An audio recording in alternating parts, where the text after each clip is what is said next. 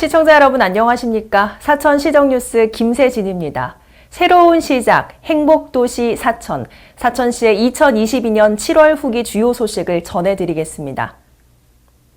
첫 소식입니다. 사천시의 대표적인 먹거리 축제인 제19회 삼천포항 자연산 전어축제가 성황리에 마무리됐습니다.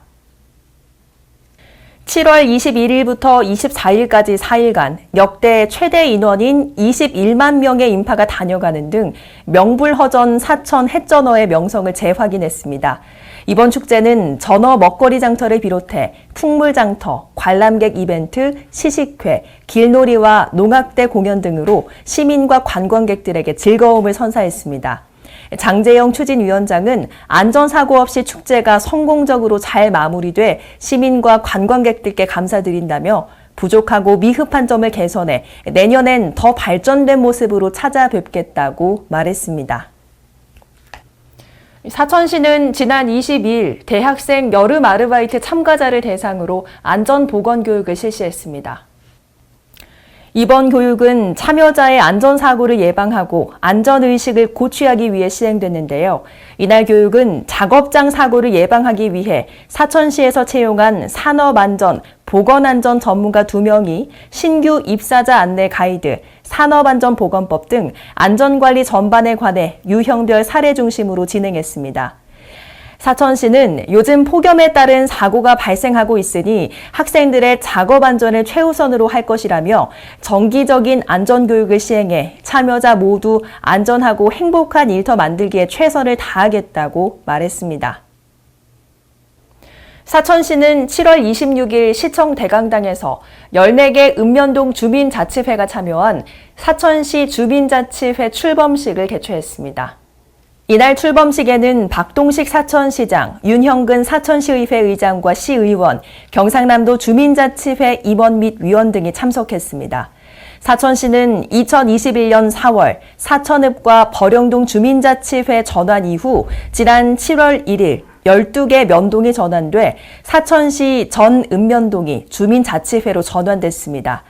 주민자치회는 주민자치 활동을 지원하는 실질적인 권한과 책임을 지닌 읍면동 주민대표조직으로 지역 현안과 의제를 주민총회 등을 통해 주민과 함께 결정하고 실행합니다.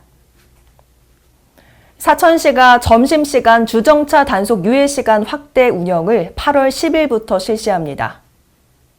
이번 단속 유예시간 확대 운영은 박동식 시장의 소상공인과 자영업자 지원 강화를 위한 공약 중 하나로 시행되는데요.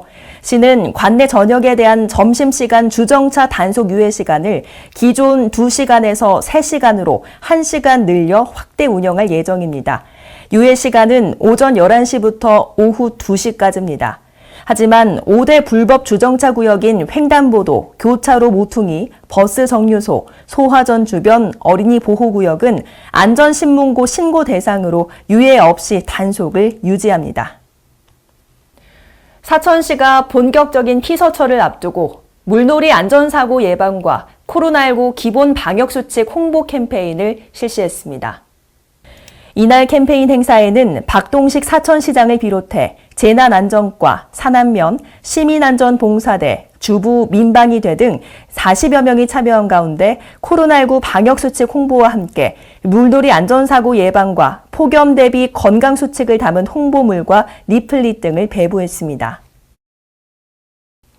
지난 7월 20일 사천시 산안면 능화마을 역사문화회가 제6회 고려안종 추모 귀룡제를 봉행했습니다.